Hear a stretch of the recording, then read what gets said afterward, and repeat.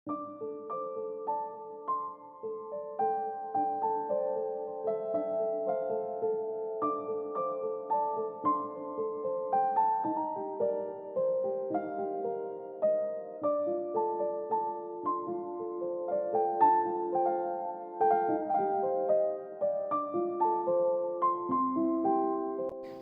সকাল ৯টা মতো বাজে।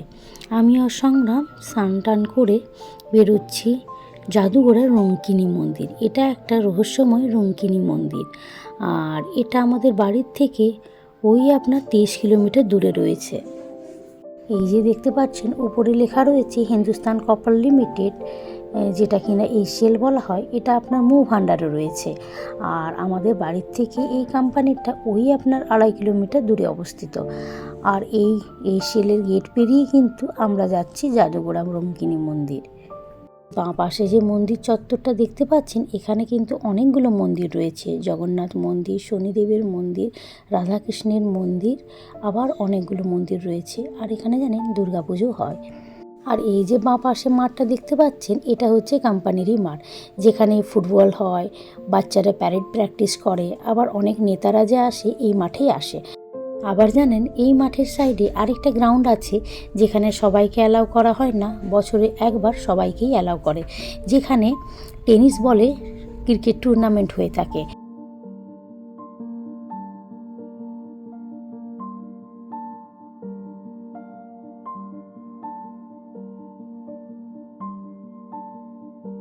এই যে আমাদের পেট্রোল ভরানো হয়ে গিয়েছে, এবার আমরা যাচ্ছি আমাদের উদ্দেশ্যে।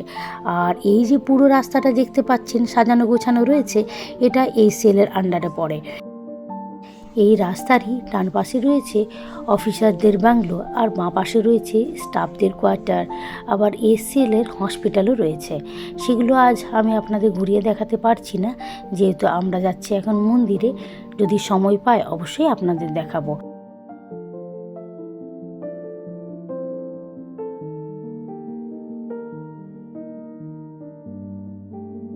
এই যে এই গেটটি দেখতে পাচ্ছেন, এটা হচ্ছে কোম্পানির গেট, যেটার উপরে লেখা আছে হিন্দুস্তান কপার লিমিটেড, যেটার শর্ট ফর্ম হচ্ছে ACL।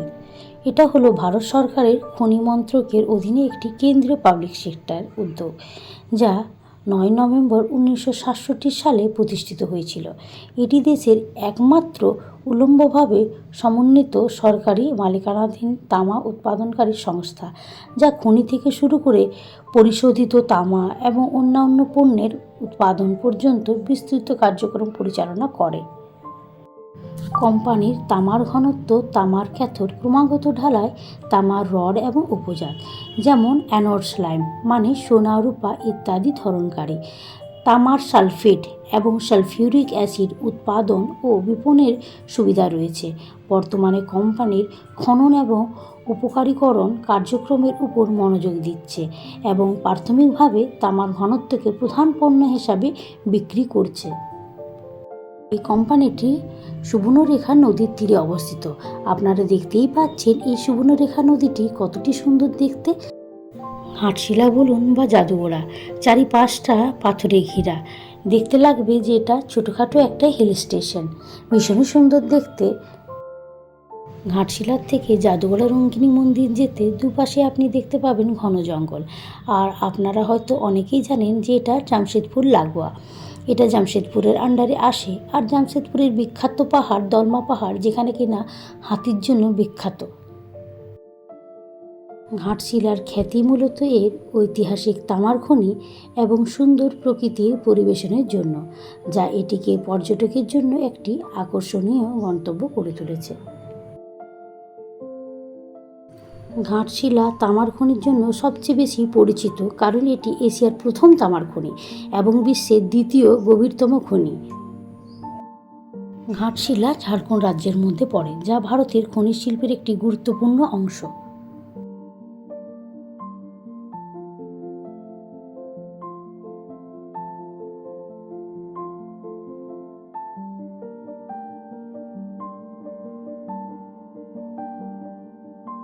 এটা হচ্ছে সুরদার কেন্দ্রীয় বিদ্যালয়। এটা CBSE বোর্ড ইংলিশ মিডিয়াম। এই রাস্তার সোজা গেলে একটা চৌমাথা রয়েছে, যেটা বাঁ পাশে যাচ্ছে মুসাবানি, আর সোজা চলে গেলে হাতা হয়ে চাইবাসা, আর ডান পাশে গেলে জাদুগোড়া। আমরা যাচ্ছি ডান পাশের রাস্তায়, জাদুগোড়া যাব। জাদুগড়া হলো ভারতের ঝাড়খণ্ড রাজ্যের পূর্ব সিংভূম জেলার গ্রামের একটি ইউরেনিয়াম খনি। এটি 1967 সালে কাজ শুরু করে এবং এটি ছিল ভারতের প্রথম ইউরেনিয়াম খনি। এই খনিতে 1951 সালে আবিষ্কৃত হয়েছিল। মার্চ 2012 পর্যন্ত ভারতের এই জাদুগোড়া খনি সহ 8টি কার্যকারী ইউরেনিয়াম খনি রয়েছে। একটি নতুন খনি তুমলাপাল্লে ইউরেনিয়াম খনি আবিষ্কৃত হয়েছে এবং এটি থেকে খনন শুরু হতে চলেছে। ঝাড়খণ্ড বিশ্বের অন্যতম ধনী খনিজ অঞ্চল, যা খনিজ সম্পদে সমৃদ্ধ রয়েছে, যেমন কয়লা, লোহা, তামা, ইউরেনিয়াম, মাইকা, বক্সাইট, গ্রেনাইট, চুনাপাথর, রূপা, গ্রেফাইট, ম্যাগনেটাইট এবং ডলোমাইট, এবং ভারতের একমাত্র রাজ্য যেখানে কোকিং কয়লা, ইউরেনিয়াম এবং পাইরাইট উৎপাদন হয়। এখন তো বসন্তকাল, চারিদিকটা দেখুন সবুজে ঘেরা, আর এখন জানেন ফুলও বেশ সুন্দর দেখতে লাগে। বিশেষ করে এই পলাশ ফুল তো পুরো সৌন্দর্যটাই বাড়িয়ে দেয়। আপনাদের বললাম না, চারিদিকটা দেখুন কী সুন্দর পাহাড়ি ঘেরা। আর এবছর জানেন প্রচুর আম বকুল হয়েছে, মনে হয় বেশ ভালো আমের ফলন রয়েছে।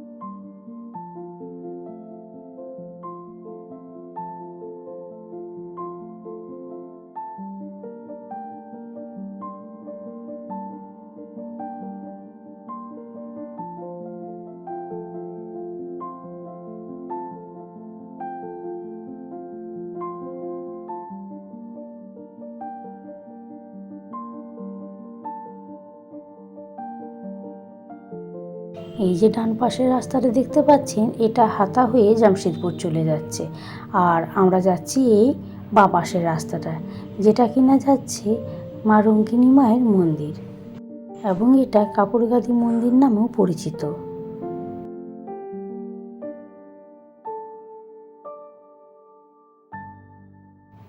এই মন্দিরটি ঝাড়খণ্ডের জামশেদপুরের জাদুগোড়ার কাছে পটকা ব্লকের বাঁশিলা গ্রাম পঞ্চায়েত রোহিণীবেড়া গ্রামে অবস্থিত। এই মন্দিরটি খুবই জাগ্রত, অনেক দূর দূর থেকে মানুষেরা পুজো দিতে আসে, আর বিশেষ করে মঙ্গল আর শনিবারে প্রচুর পরিমাণে ভিড় থাকে। আর সেদিন জানেন অন্নপ্রসাদও দেওয়া হয়। তবে আজ হচ্ছে শুক্রবার, আজকেও কিন্তু বেশ ভালোই ভিড় রয়েছে।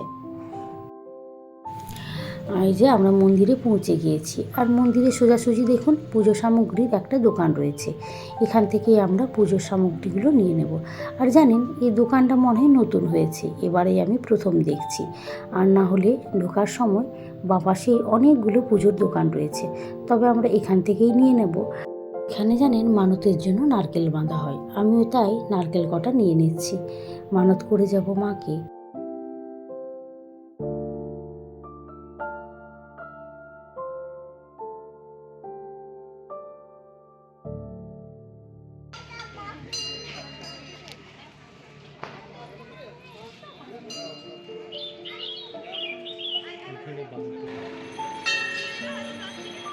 এবার আমরা পুজোর জন্য লাইনে দাঁড়িয়ে গেছি। এখানে দুটো লাইন করা হয়েছে, আর দুটো পুরোহিত মশাই রয়েছেন। আর এই যে এটা হচ্ছে মায়ের মূর্তি, এখানে শিলারূপে অবস্থিত হয়েছেন।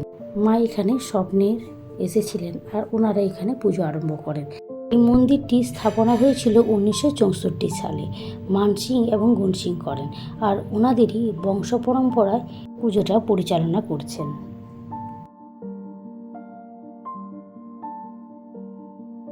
আর এই জায়গাটাই দেখতে পাচ্ছেন যে কত নারকেল বাঁধা রয়েছে, এগুলো মানতের নারকেল। আর এগুলো যখন মনোকামনা পূর্ণ হয় তখন যে কোনো একটি নারকেলকে খুলে দিতে হয়।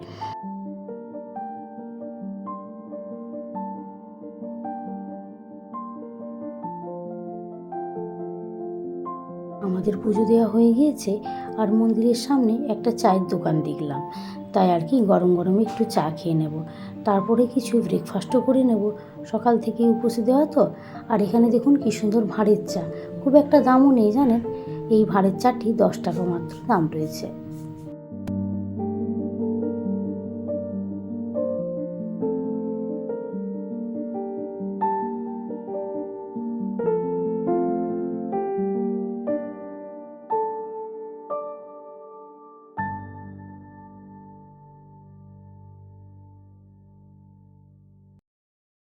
এই যে পাহাড়টি দেখতে পাচ্ছেন, এটা মন্দিরের নিচে সিঁড়ি দিয়ে যেতে হয়, আর ওখানেই মা কাপড়গাদি মন্দিরটি রয়েছে।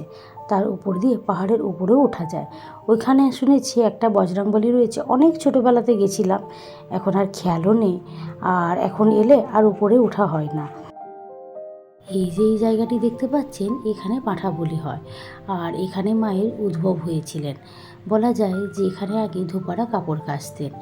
আর এই যে শিলাটি দেখতে পাচ্ছেন, এটা নাকি ধোপাদের কাপড়ের একটা স্তূপাকার ছিল, যেটা কি না মা রঙ্কিনী মা এখানে লুকিয়েছিলেন, আর এটাকে শিলাতে পরিণত করেন। এই যে গাছটা দেখতে পাচ্ছেন, এখানে বলা হয় মানতের জন্য পাথর, সুপারি, কয়েন এখানে বাঁধা হয়। আর কারো যদি মানত পুরো হয়ে যায় তখন যে কোনো একটা পাথরকে খুলে নিতে হয়।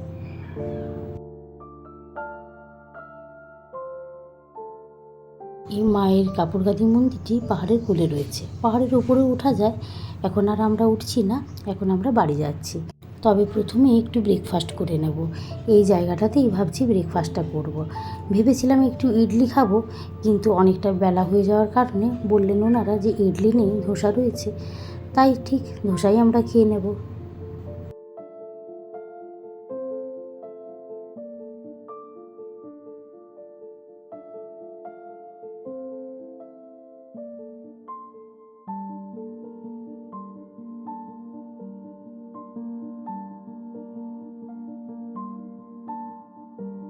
আমরা তো বাড়ি পৌঁছে গিয়েছি, খানিকক্ষণ বসা গল্প করার পরেই মা খাবার দিয়ে দিয়েছেন। তবে আমার এখনও খিদে পায়নি। তবে সংগ্রাম, দিদি, জামাইবাবু এরা সব বসে গিয়েছে। আর জানেন দিদিরা আজকেই টাটার থেকে এলো। আপনাদের সঙ্গে দিদি আর জামাইবাবু আর আমার বড় ভাইজির পরিচয়টা করিয়ে দিই চলুন। আর এই যে আমার জামাইবাবু এই সংগ্রামের পাশেই বসে আছে, আর হলুদ নাইটিতে দিদি। আর এটা আমার বড় ভাইজি মেঘা, ডাকনাম, ভালো নাম অর্পিতা।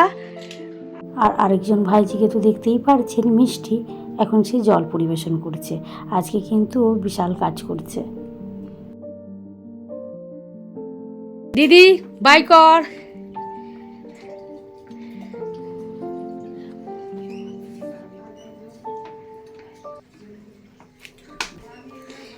আমার এই ছোটো ভাইজি খুব কাজের হয়ে গেছে এখন।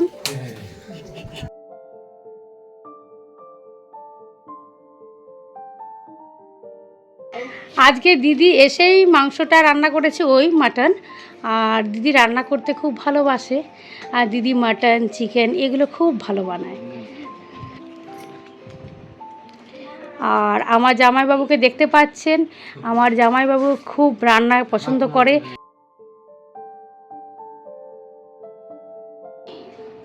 কোনো টেনশনে থাকলেই রান্না করতে আর ড্রাইভিং করতে খুব ভালোবাসে। হ্যাঁ,